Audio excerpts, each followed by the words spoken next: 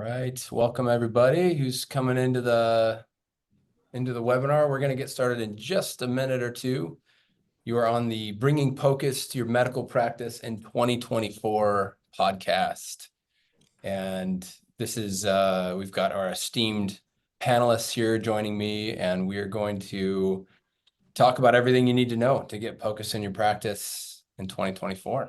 Got some great content ahead of you, so just sit tight. We'll be ready in just a minute.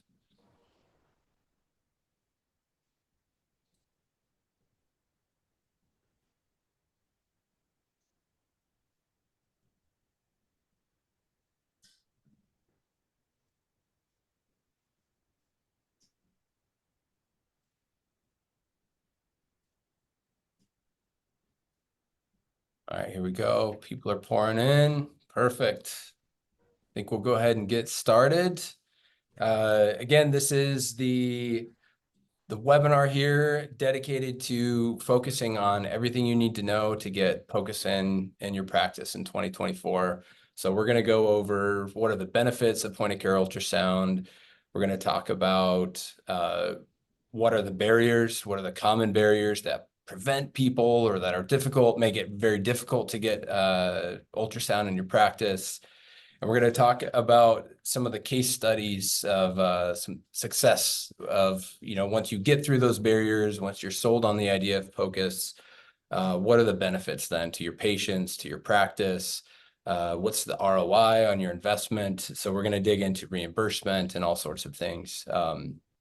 So without further ado, I want to have go over a couple of details real quick. So you'll notice all the participants are going to be muted throughout the webinar.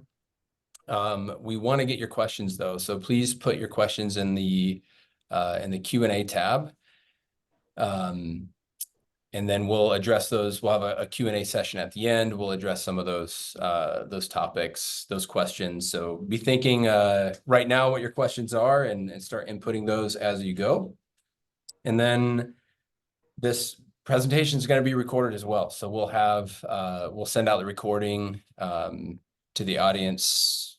You'll be able to find that on our social media channels. So look forward to that as well.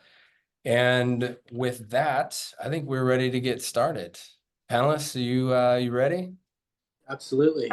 Let's do it. So let's do a round of introductions. So who am I? I'm with Econos. I'm Luke Baldwin. I lead our global marketing for the company. And I'm super honored to have Doctors Steelman, Haverlook, and McLennan joining me to be our expert panelists on all of these varied topics. Let's go ahead and start. Dr. Steelman, would you please introduce yourself to our audience? Sure. Nice to meet you. I'm William Steelman. I'm an internal medicine physician in Texas, currently working as a direct primary care physician, previous as an internal medicine hospitalist and general portable ultrasound fan. So. Excellent. Dr. Haverlook. Hey everyone, I'm Tatiana Haverlook. I'm an emergency physician, also fellowship trained in ultrasound. I'm a former director of an emergency medicine residency, ultrasound director for emergency medicine residency in Brooklyn Hospital. And I actually founded Hello Sono really with the mission of introducing point of care ultrasounds in a compliant and high quality way into medical practices. So that's what I do full time now, and I'm super excited to be here. So Hello Sono focuses on helping people to adopt ultrasound, would you say, or how would you characterize? Yeah, it's both kind of the implementation, what do you need to have in place for billing, for being compliant, and also the education piece, kind of the two biggest barriers of having POCUS. Okay, awesome. Dr. McLennan. Yeah, I'm James McLennan, family medicine board certified. I practiced out in Reno, Nevada, did my residency training in Casper, Wyoming. Have been doing or started doing ultrasound about 6 years ago, right when I graduated. And I work in outpatient, and I also do some rural medicine, working in the hospitals as a hospitalist, and also doing emergency medicine. And I use my ultrasound all the time. Awesome. So first thing I wanted to dive into is, largely in the circles that you all run in, and certainly the folks that I deal with on a day-to-day basis, a lot of people are sold on the idea of POCUS already. There's been a lot of growth in point of care ultrasound, a lot of adoption of point of care ultrasound into multiple practices of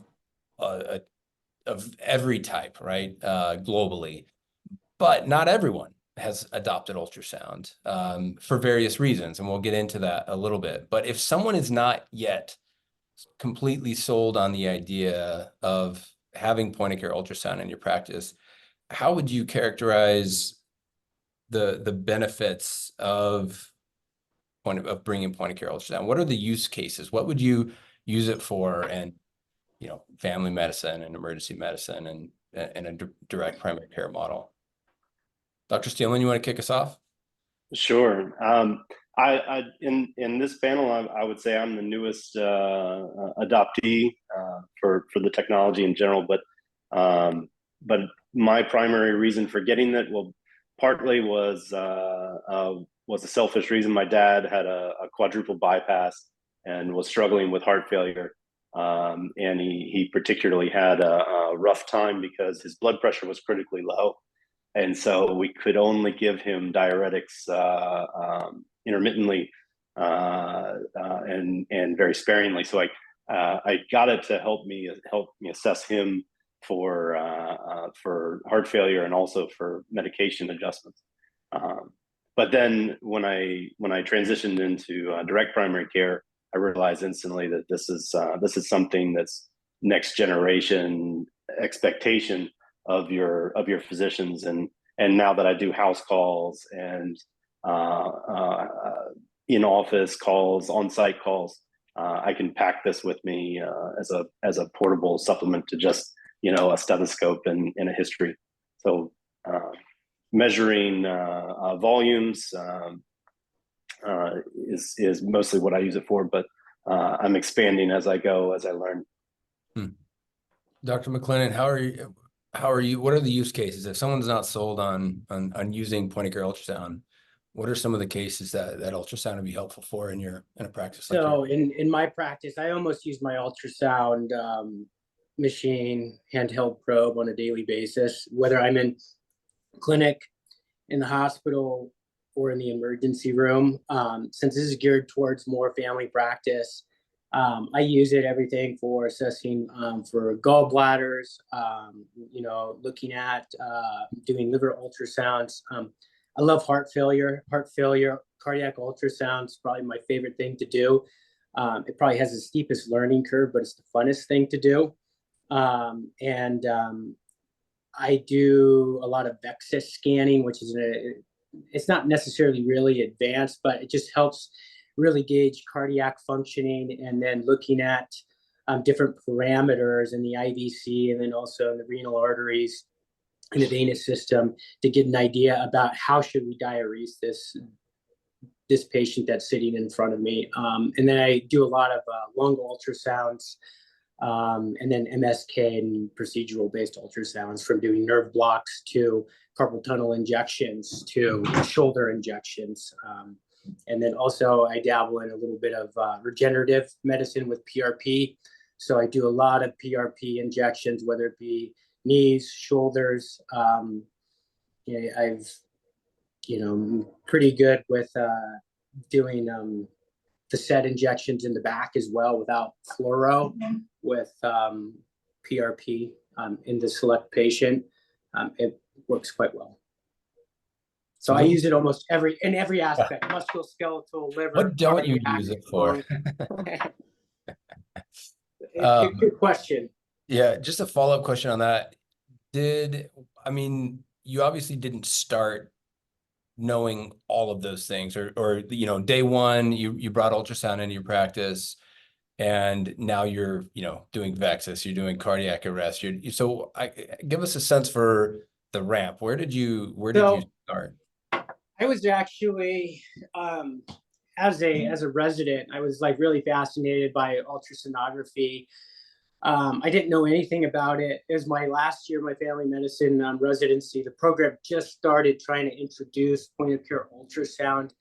And unfortunately, it was the last 3 months that I was finishing up my training, and all the lecture series, I completely missed out on it. And was super disappointed. My buddy ended up buying a point of care ultrasound probe, and then I just said, you know what, whatever. It's, it's a little bit of a purchase, but I really think and I feel that this is something that I really want to learn and develop because I see it, and I wanted to get involved in doing procedural based stuff, so shoulder injections, joint injections, and bought the probe. Didn't know how to use it. And that kind of started my journey. And then it was during COVID. I ended up doing a fellowship program called ULA, which is a online ultrasonography fellowship program. You get a certificate at the end.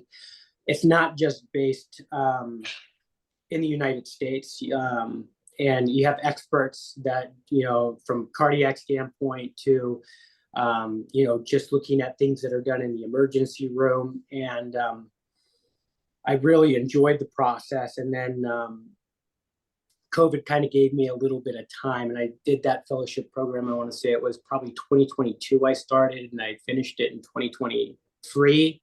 Okay. Or actually, no, it was 2021, and then I graduated in 2022 from that program. And during COVID, I was still seeing patients. My clinic was operated, and there was a lot of free POCUS webinars at the time with lung ultrasonography. And I started getting really good in developing my skills with lung ultrasonography. And that kind of really captured my imagination. And I was like, this is absolutely amazing. I want to know more. And then that kind of provoked me to join the fellowship. And ever since then, it's just been a fun process. It just grows. You have that foundation, and then you're able to, you start with lung, and then you add something else on. Yep, just building. You just pick something that you like doing, and you can get overwhelming with like, what type of probe there. It's like I would start off with a simple probe over there and start on, one thing at a time. And right now, there's so many resources that are out there that are free, that are very high yield. That can give you a lot of basics, and you just start practicing, and then you can incorporate it into your practice. Awesome. Dr. Haverlook, I know you work with a lot of different physicians. You're a physician yourself. I think a lot of our audience may be kind of spread throughout private practice to urgent care or, family practice, some hospital attendees as well. How would you characterize, someone wanting to get started with ultrasound? What are some of the use cases that go top of mind for you?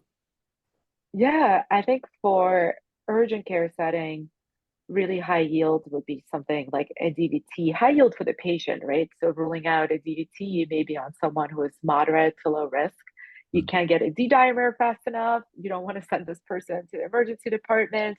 And you also don't want to anticoagulate them if you don't really need to, right? So POCUS is a really great use case for that. And I find that also MSK and soft tissue imaging is really useful in urgent care. For example, looking for foreign body or draining an abscess, actually confirming there is a fluid collection. Seeing how deep it is, seeing, really guiding your procedure afterwards. And I also agree with James that kind of lung ultrasound has always been my favorite, and I love it. Like, I don't really order x-rays if I don't need to, like chest x-rays, because ultrasound gives you so much more information. There's no radiation. You get an answer on the spot. So really lung ultrasound is a big one. Yeah, excellent. I wanted to talk a little bit, I speak to a lot of clinicians around the world, different specialties, and there's been some research on this as well, but I've noticed there are a number of roadblocks or barriers, hurdles that people have to get over. At some point, they're not an ultrasound user. They want to become an ultrasound user, but the obstacles in the way of getting there, getting your first ultrasound and beginning to scan your patients, beginning to make a difference for your patients. There are a number of things that get in the way, and I'll kind of give you a few of the barriers that I've heard about. I'd love to hear your thoughts on how valid are these barriers today. Things change over time. Are they still just as difficult? Are there new resources to help overcome those barriers? And maybe any personal anecdotes where how you overcame these barriers. So the first one I hear, and I know there's been research on this a lot, is training. How do I get to addressing that fear of misdiagnosis? How can I ensure as a clinician that as I adopt ultrasound that I'm prepared to know what I'm scanning, to know how to interpret that? How do I get over that hump?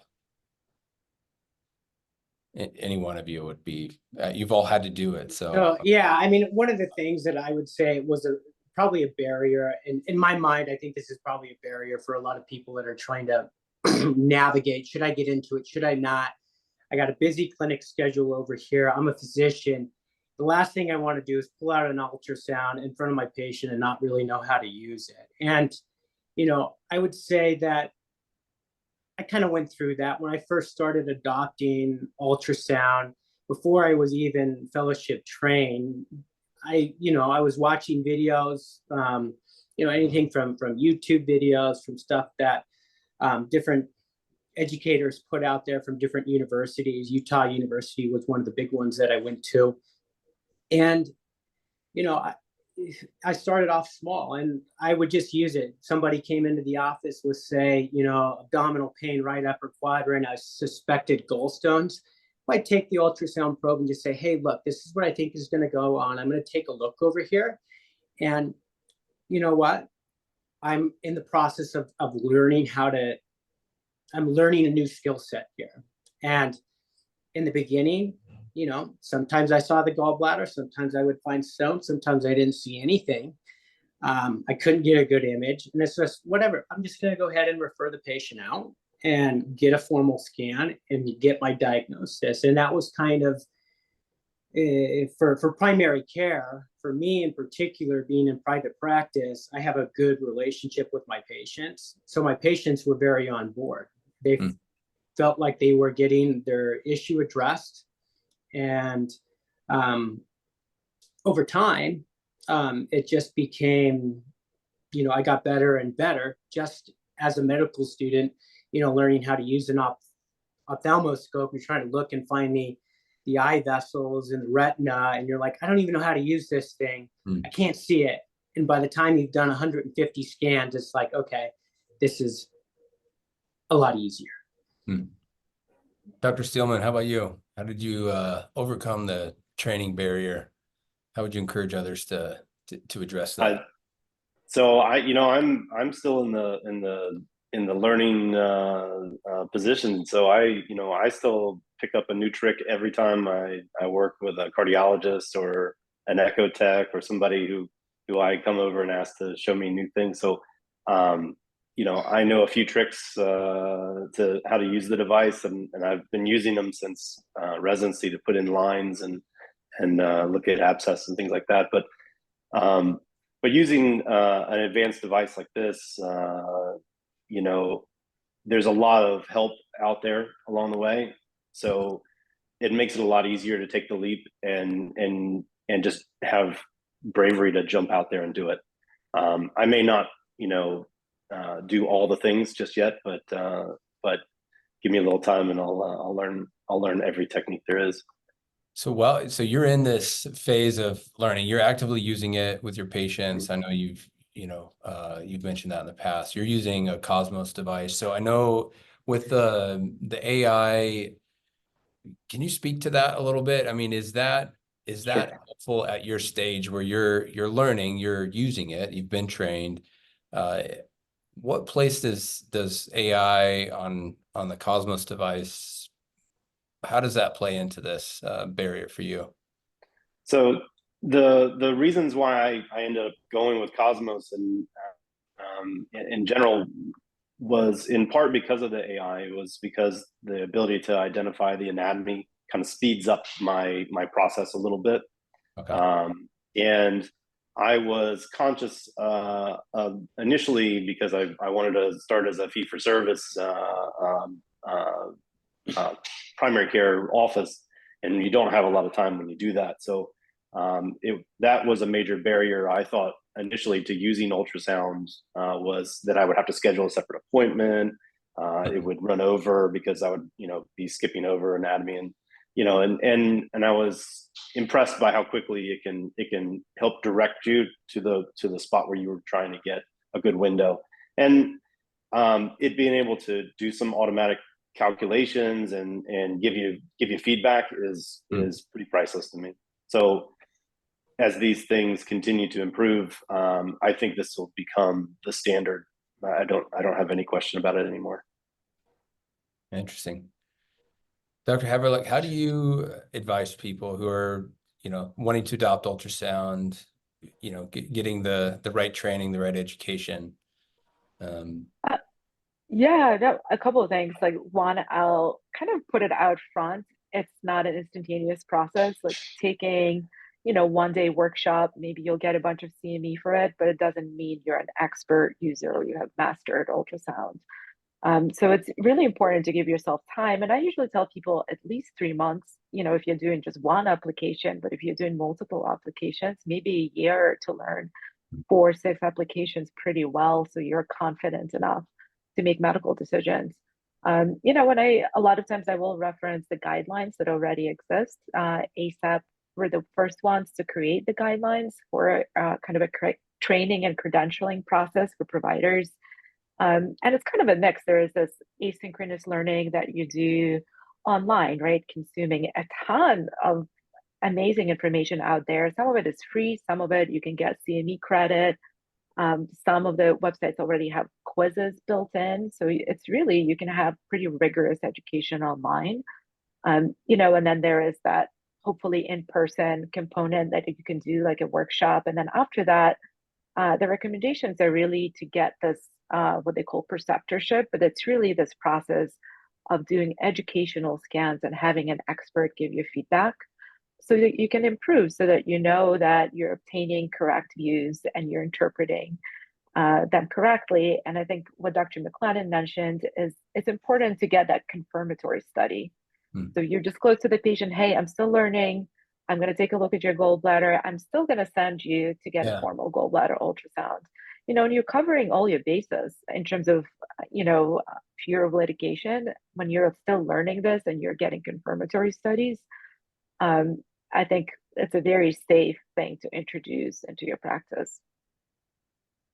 Do you mind if I add a statement there just about kind of the medical malpractice and things of that nature? I think too, when especially in primary care, I look at ultrasound just like any modality, just like a stethoscope. It's just another tool that I can go to help answer a particular question. And I'll just use a quick example over here. So I had a brand new patient walk in. I didn't know anything about him. Some 80-year-old dude that came in there complaining of just feeling off and shortness of breath. Some trace lower extremity edema, and checked an oxygen level. His oxygen level was low, no smoking history, nothing of that nature. Heart rate was a little irregular, suspected AFib, did an EKG real quick in the office. Right when the MAs took him off, the chest leads for the EKG, they took the probe, put it on there, and I took 2 images. I did what we call parasternal long axis, and then I did an apical 4. Looking at that real quick there, I can say, I eyeballed it, and in my mind, I create this picture of, with heart failure, is it mild? Is it mildly reduced? Is it moderately reduced, or is it severe? And over time, people that practice ultrasound and do a lot of cardiac scanning, they'll get an idea of what's normal and what's not. But that's not what's important here. What's important here is then I took the probe, slid it over to the left side and the right side, looked right at the border of where the diaphragm is, see bilateral pleural effusions. So the guy over here, real quick assessment, I just made a diagnosis of this guy has obviously atrial fibrillation. I don't know if it's new or chronic at this point in time. Brand new patient that walked in. He's got a reduced EF, no prior echo to compare it to, with bilateral small pleural effusions and trace edema. Now, his exam wise, listening to it, I didn't hear any crackles.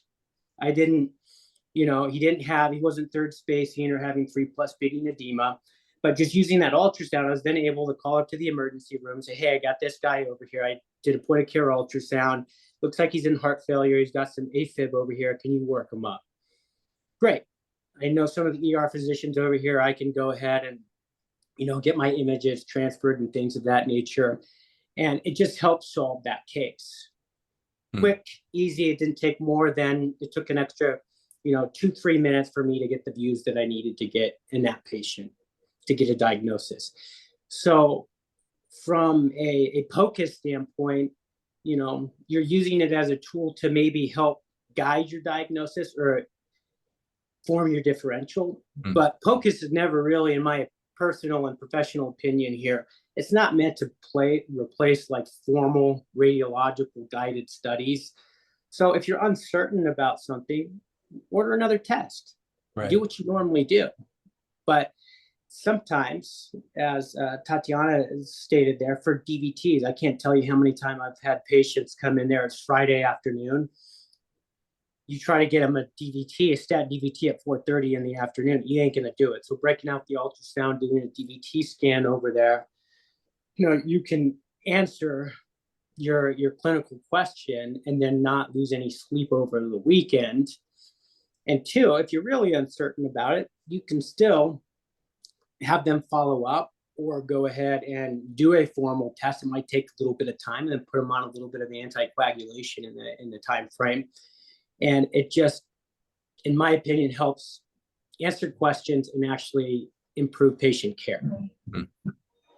Yeah, I think, what's interesting there is, because another one we hear about is the risks are too high or it's too time consuming to adopt, especially in family practice. I know a lot of physicians are slammed. I mean, they've got, a couple thousand patients. They have, 10, 15 minutes per patient if they're fortunate, what the patient loads and how it gets stacked up. And so that tends to be the, there are a few hurdles within that. How time consuming is it going to be? And, in your assessment, not every exam is like this. And I imagine as you get more experience, the exams are less time consuming.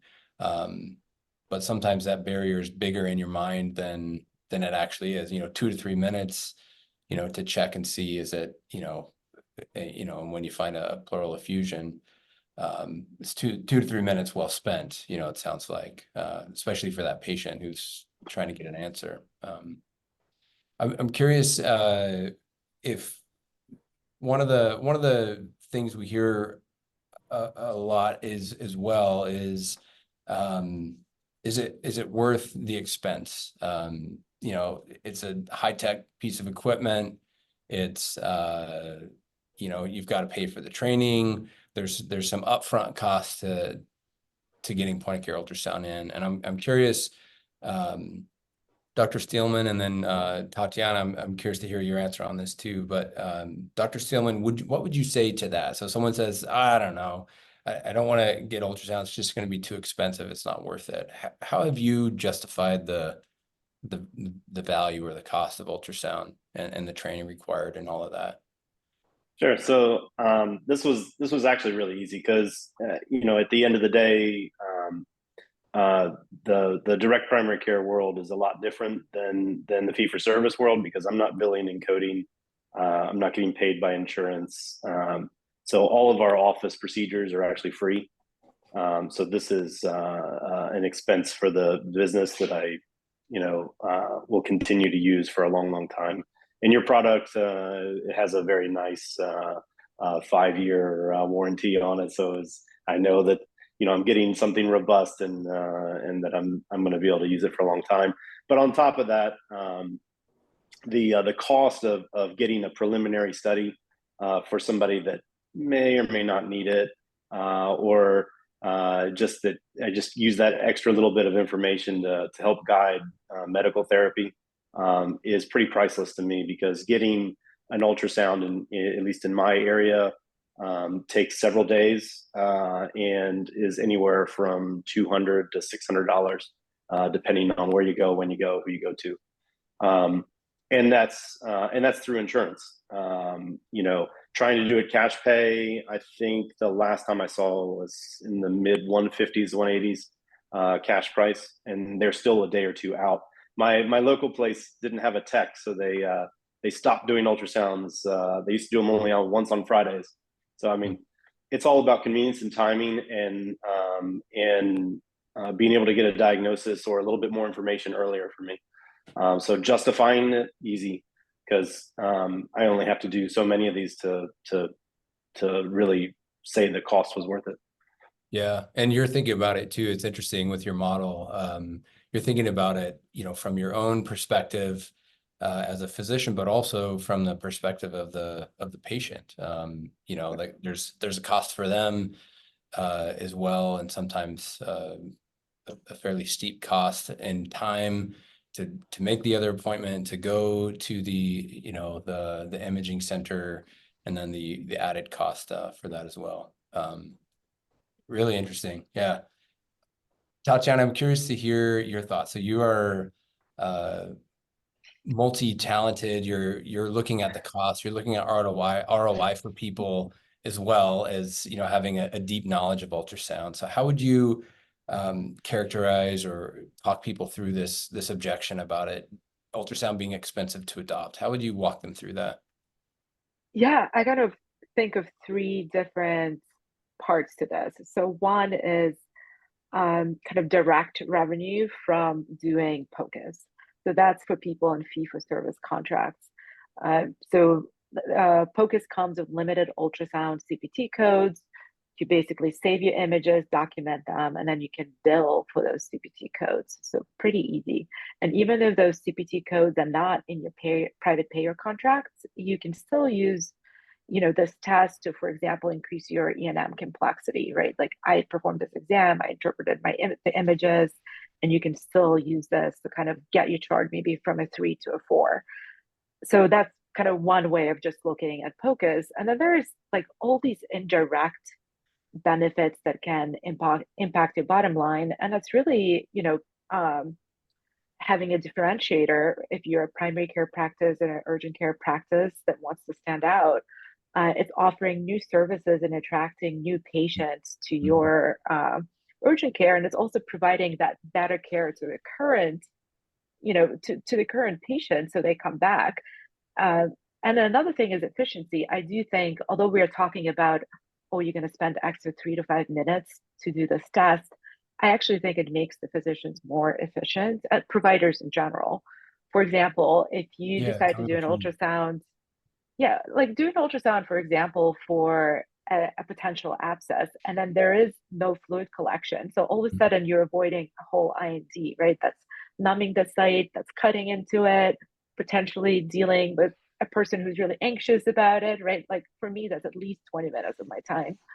And another thing is also a reminder that if you're sending people out to say, do that DVT ultrasound, a lot of times you also have to follow it up, right? Not only do you need to arrange it, I don't know, like depends what support you have, but you might need to arrange it. You might need to make sure they actually go to it and then call them back with the results, which takes a lot more time than actually doing a quick scan at the bedside. And kind of the third thing that I mentioned is obviously the cost savings for the healthcare system in general and for the patient. And for the patient, it's also like the big thing is they're not missing potentially days from work. They don't need to get childcare for their kids, right, to go and do this follow-up test. I mean, this is huge.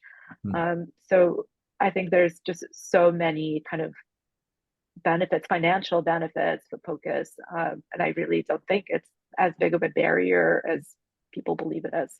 Yeah.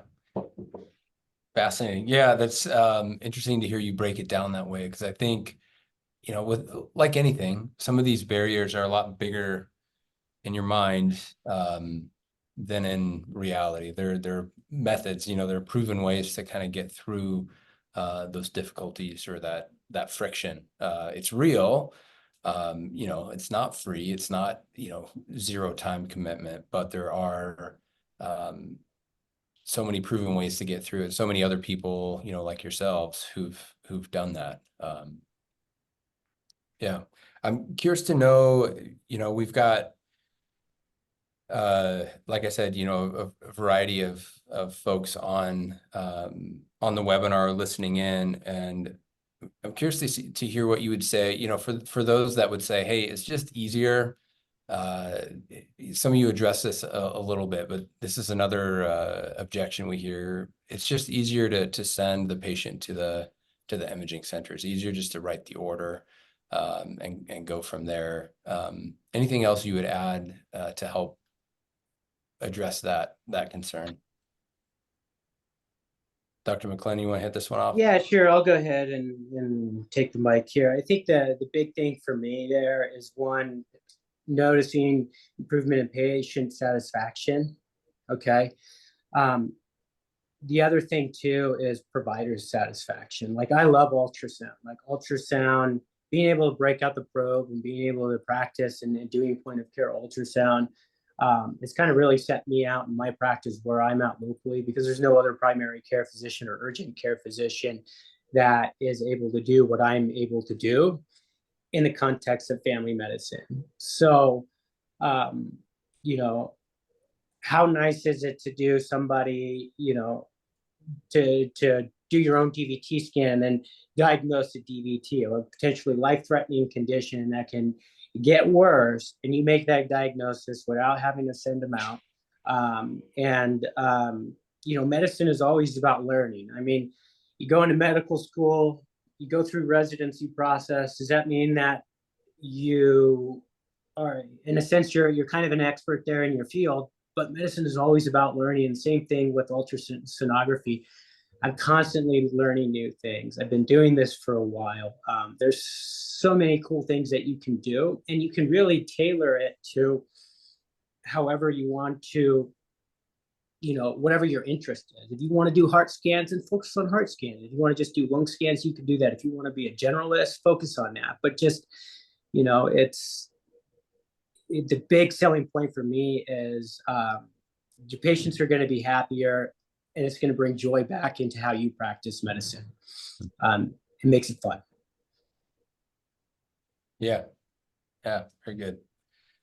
So I wanted to move past, so let's say we've sold everyone on the idea of, what are the benefits of ultrasound? What are the use cases they could start using ultrasound for?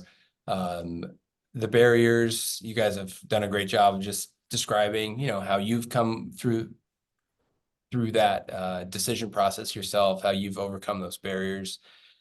I'd love to hear now, you guys have been using ultrasound. So what's the net result? Are there stories you can share, patient stories or,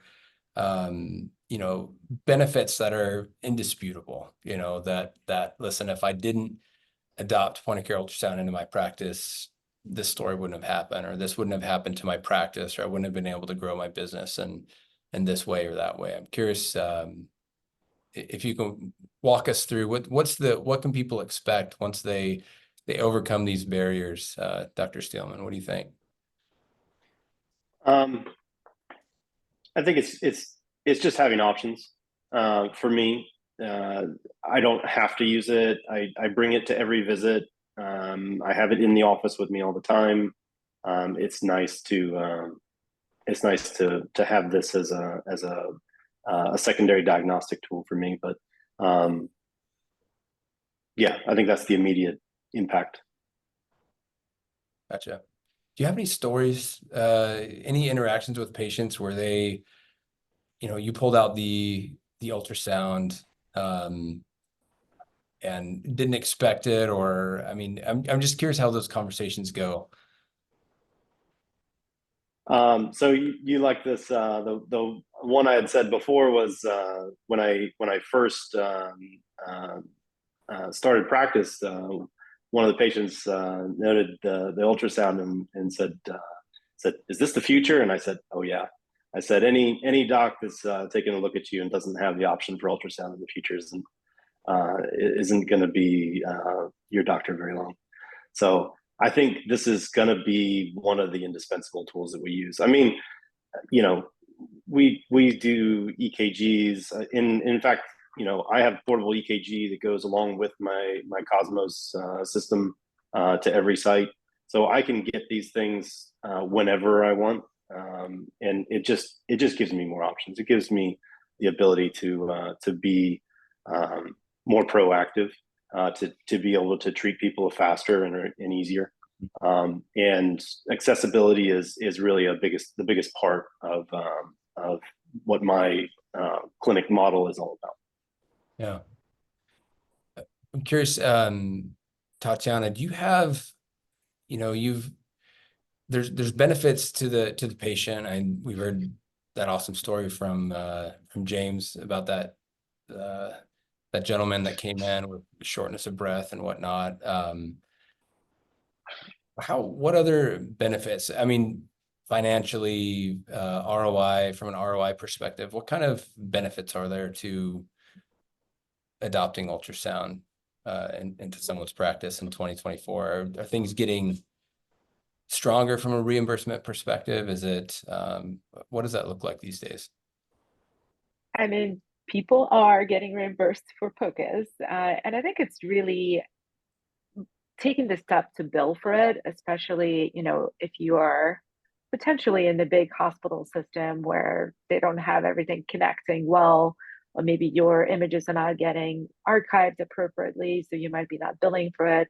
But honestly, in smaller practices and maybe smaller, urgent care chains, you are fully in control of what you bill for. So, and now it's really, I think it's important to make sure that your POCUS CPT codes are part of your contract so you can start billing for it. So that's kind of like the first thing I advise for people when they are planning to bring it in, if they are looking for it to, bring in some revenue, at least to kind of make up for what they have invested, and there's probably additional revenue you can make on it. I have a slide that I don't have here with me right now, but it basically shows if you were doing 2 POCUS exams per day in an urgent care at one site, you would be potentially having a billable amount of $70,000 in a year of doing 2 POCUS exams. And that's for using global fees for Medicare.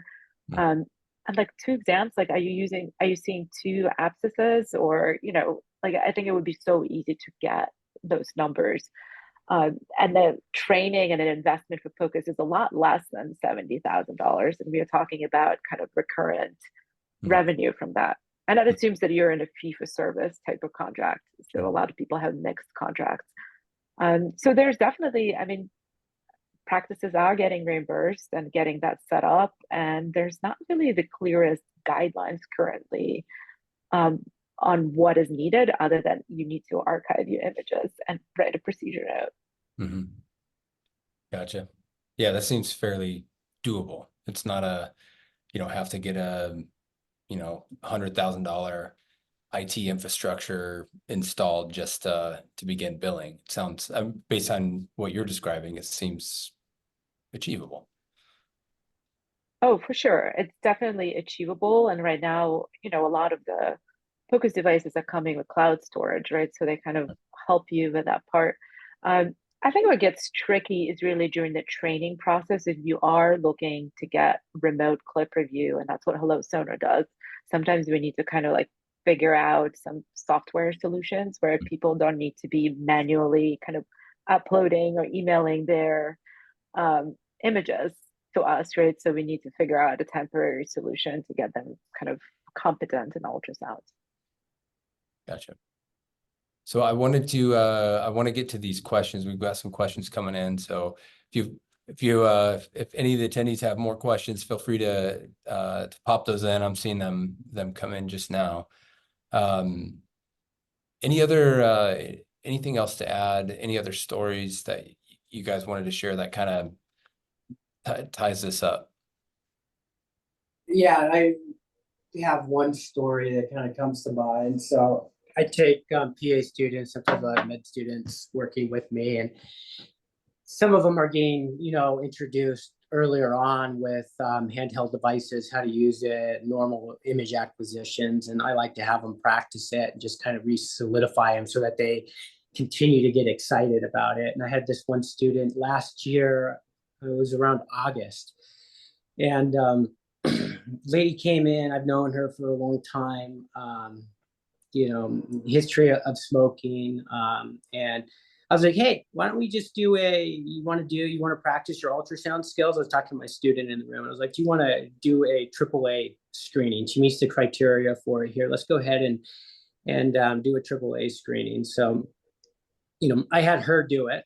And then I went ahead and did my own real quick scan. And what I noticed first is I looked at something and I saw something that looked like a little tiny hyperechoic mass in the liver, pretty well circumscribed, looked benign there. But I said, you know what, let's just go ahead and slide the probe down and let me just take a look at the cavity and look at the whole entire liver.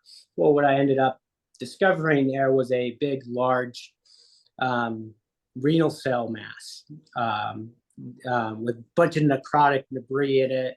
Patient was asymptomatic, didn't have any hematuria. Labs did demonstrate a little bit of mild polycythemia, which may or may not be related to the renal cell carcinoma or the chronic history of smoking and also living at higher altitude here in Reno. But anyways, it changed that conversation from AAA to being like, oh my gosh, we got a real problem over here. We need urgently, so because of that POCUS exam there, that was just done for educational purposes, it ended up being a massive kind of changing point for the patient because we diagnosed a renal tumor. And going through my training, and not that I know everything about kidneys over here, I know what benign tumors look like and I know what malignant tumors look like. And this looked like renal cell carcinoma. I was able to, send the image over to the local urology group here, got a stat MRI, and sped up the work, the whole process of the workup. Patient ended up getting a nephrectomy done. She's doing well. It's been a year out. And, if it wasn't for that scan, I would say that there probably wasn't a whole lot of other real indications to do any imaging on her. She lung cancer screen that came back that never showed anything. She was up to date with her colonoscopy and preventative there. And it was just by simply just taking a look, I incidentally found a tumor and it changed the outcome of the case. And I have several case examples of that. I mean, it's hard to place a value on that. That's All right, so let's jump to some questions. We've got, Bal Argval, he has a question here. It says, I work in a charitable clinic for poor, uninsured patients. He's bought a Cosmos probe. Congratulations. I am only interested in cardiology ultrasound with more than 45 years of cardiology practice. I have no problem in interpretation. There's no money. We do not bill any insurance. How can I provide this service to our patients? Wants to take that? So I don't charge for mine at all, and just do it. It's you just ask patients, and there's so little downside to checking.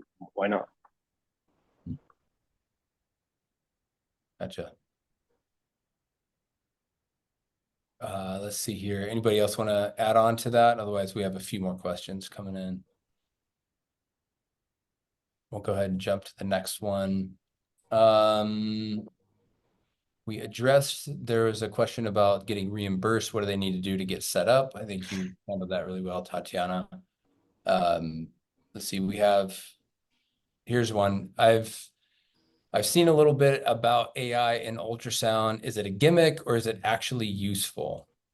Curious to see who wants to take that one. I'll go ahead and take that one there. I think it depends on who the user is. I think if you're learning ultrasonography, I think that it's helpful. to help you learn the anatomy, and also the AI, at least on the Cosmo, gives you some ideas of, optimizing your view that can be helpful. For me, do I use any of the AI features? No, I do not. I've been doing this, for the last 6 years. I don't know, I would say where it might be a little bit more helpful is looking at musculoskeletal anatomy, because I do a lot of upper extremities, lower extremities anatomy there. That sometimes can be a little bit more tricky, especially in the kind of the glute region and around the hip. But honestly, I would say that it's a great tool to help people and to kind of speed up the normal anatomy. But once you get skilled at it, I don't think that AI feature but I mean, there's things that, and I have ideas in my head about, okay, what would be really good for AI is, say with like the Cosmo device, and is like when you're trying to capture and get into a cardiac valve and looking at valvular abnormalities, can you actually have AI help create and guide, maybe steer that ultrasound beam to get it to capture, multiphasic, and then generate a better picture for you to actually improve diagnostic capabilities. I think that's where the future, where I see it in cardiac ultrasonography, where it's going to be huge. Yeah, it's interesting. Around here, we talk about AI is really, the AI that we focus on is really trying to address one of two problems, sometimes both. One is for the new user, how do we help them, like you were describing, through features like Trio with the probe guidance and whatnot, and the labeling. How do we help a new user become more proficient? How do we help them start chipping away at that education barrier? The other way we think about it is, how do we help experienced users to use the ultrasound more efficiently? One of my team members talks about this all the time, where, as a clinician, you don't pick up the ultrasound just for fun, just to do ultrasound. You pick up the ultrasound to find an answer. And so we're looking to AI on how can we help you get to that answer quicker. So features like the auto EF, we're just coming out very, very soon with auto Doppler, which automatically places the Doppler sample gate at the valve you want to interrogate. So some of those things, if we can take away 5 button pushes or a couple minutes out of your exam and help you get to that answer quicker, that's another area that we focus on anyway. So it sounds like that piece of it would be more helpful for, obviously, the experienced side of things, is how can we make it more efficient? Anybody else want to touch on this one? I mean, I totally agree. Like, I think there's a huge benefit for novice users, but for more experienced users, I love it if it does like I don't know, bladder volume calculation, and I don't need to do any calipers, or just as a confirmation of what I was thinking. Now I actually can put a number to it. So I think and the labeling part.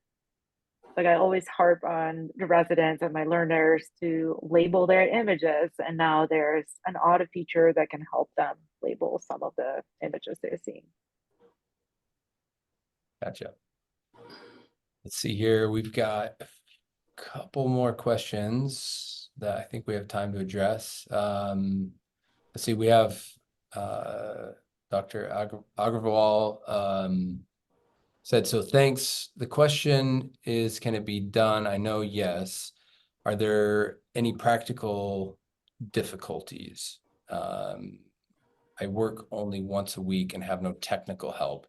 Any practical tips? Yeah, I mean, if he's only working once a week, and depending on what his other time frame is, I mean, I think there's obviously adequate time to, search. And I'm sure Tatiana and myself, if you want, I could provide like resources that I've used, that are reputable, that are, that focus on POCUS from multi-specialty. But for him, I would say, how can he learn how to do it? Well, when you're doing the scan, you're using a handheld device rather than plugging it into your cell phone, or you're plugging into, I use an Apple tablet. or you can use an Android. It's just typically just you and the patient in the room. Sometimes I'll grab a chaperone if I need to get a chaperone in there, if I'm doing a more exam that obviously you need a chaperone because of patient safety and privacy and things of that nature. Yeah, technical time, no. You just got to spend time learning how to use the ultrasound probe and practice on your patients. Practice makes perfect. And, when you start learning things and it starts coming together, it becomes fun and gratifying, and your patients will thank you for it later. Yeah. We have another question here from Elaine Greco. I'd be interested in James' resources if he ends up providing them after. So there you go. Let's provide some resources. You're on the hook now. Yeah, I'm on the hook. So one of the resources that I like to use and I'll just mention them, they're called, for musculoskeletal. So if you want to learn how to do procedural based, learn anatomy and also learn, techniques. It's called ultrasound guidance. If you Google ultrasound guidance, you'll come up with their website. It's some anesthesiologists that focus on pain medicine that have spent a lot of time developing a website. And it's fantastic because it's only $49. And for a year's worth of videos and access to it, you can learn a whole lot, from them, and learning basic musculoskeletal anatomy. That's one of the sources. POCUS 101 is a great resource. Core ultrasound is a great resource. They have, a podcast series too that's really great. There's a Iranian cardiologist that I really enjoy, and I'll provide his link there. It's, I think, Mastering Echocardiographic Guidelines. He's a professor, he's a teacher, but his stuff is fantastic. And most of his stuff you can get for free if you want to contribute to his YouTube channel. It's like $3 a month. But if you're really passionate about cardiac echo, you can get he's a great resource. You can even ask him questions. I've asked him questions on difficult, troubleshooting issues and things, and he'll explain it, and he's fantastic. I point everyone to, I just threw it in the chat, so hopefully attendees can see this as well. There's a page on our website on econos.com, ultrasound-education. There's a ton of education providers that we know of as well, that provide ultrasound training. Sometimes it's on site, sometimes it's remote. There's tons of options there. Hello Sono's listed there as well. So there's a ton of resources out there.